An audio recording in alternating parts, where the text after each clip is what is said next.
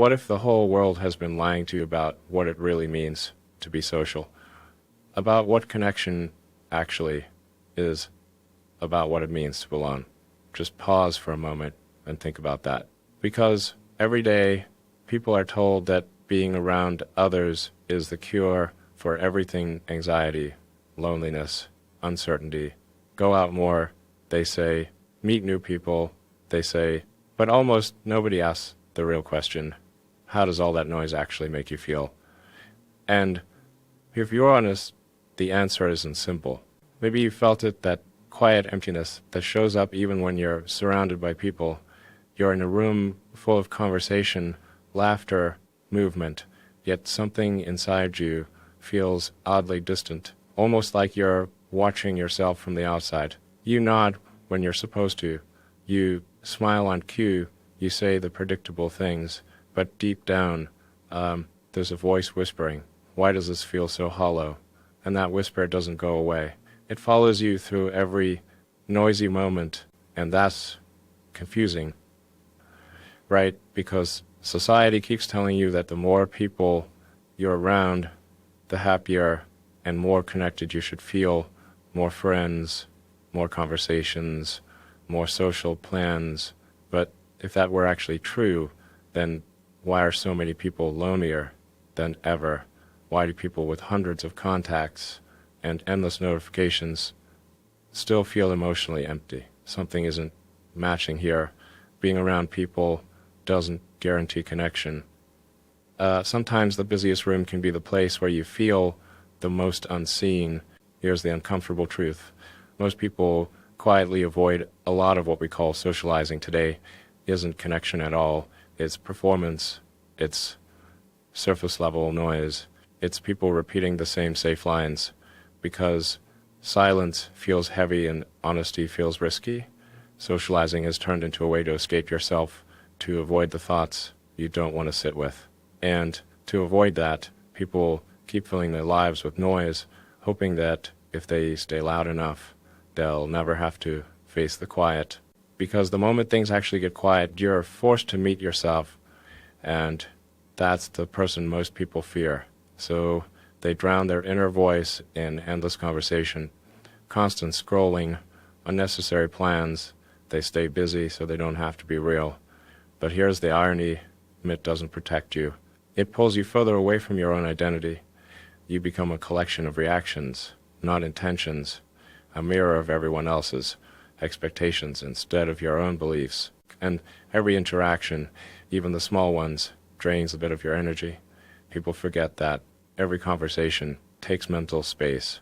Every moment of social performance pulls your attention away from yourself. And when you spend your days giving away tiny pieces of your focus, eventually you feel scattered, unfocused, stretched thin. You lose that inner stillness that helps you think clearly. And without stillness, your own thoughts start fading into the background, replaced by a constant stream of other people's opinions. And the strange part is, people don't even realize it's happening. They think they're connected, but they're drifting farther from themselves. It's like a slow current. You don't notice it until one day you wake up and realize you don't recognize your own opinions anymore. You just repeat what's safe, what's socially approved, what keeps the peace. And deep inside, something feels wrong. Something keeps whispering, this isn't actually you. But when you finally step back, when you allow yourself a little silence, you start to see everything clearly again. You notice the habits you adopted just to fit into noise, the conversations you engaged and just to avoid discomfort, the versions of yourself you created because they were easier for others to handle, and you realize real loneliness isn't being alone. Real loneliness is being surrounded by people who don't see the real you, because you've been hiding that version for years. But something powerful happens when you choose solitude intentionally. At first it feels strange, almost uncomfortable, because you're suddenly face to face with thoughts you've been avoiding. But then slowly your mind begins to settle. Ideas become clear. Your real values rise to the surface again. You start hearing your own voice for the first time in a long time.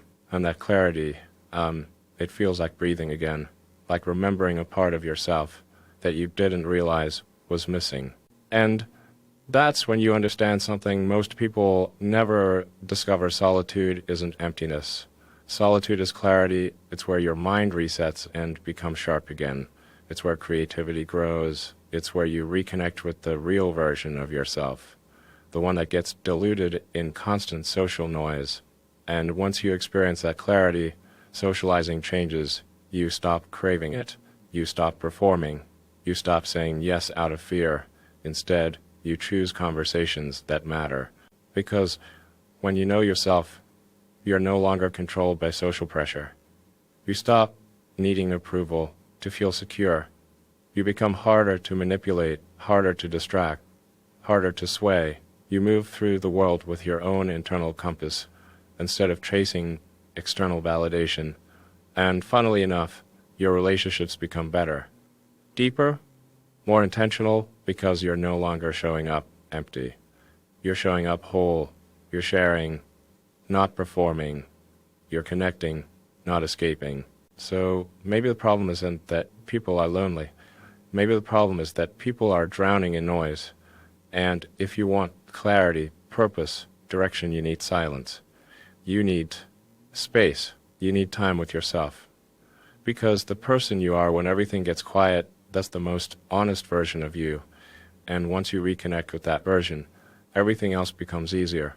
Every decision, every relationship, every part of your life. So maybe the real question is, why be alone?